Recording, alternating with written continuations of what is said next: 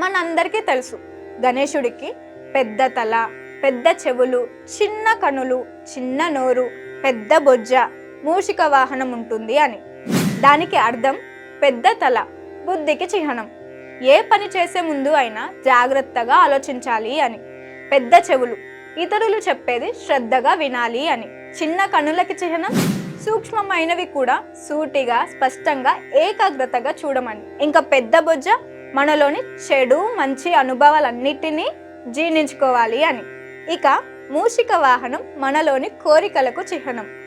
మనం మన కోరికలని మన ఆధీనంలో పెట్టుకోవాలి, కానీ మనం కోరికల ఆధీనంలో జీవితాన్ని నడపకూడదు అని చెప్పడమే మూషికానికి చిహ్నం. ఇలా ఆయన రూపంతోనే ఎన్నో పాఠాలు చూపిన ఆ గజాననుడి గురించి ఎంత చెప్పుకున్నా తక్కువే. రూపంతోనే ఇంత నేర్పించిన వాడు ఇక ఆచరణతో ఎంత నేర్పించగలడో ఆలోచించండి. ఇక గణేశ పురాణంలో వ్యాస మహర్షి మొదటి శ్లోకంలో ఏం రాశాడో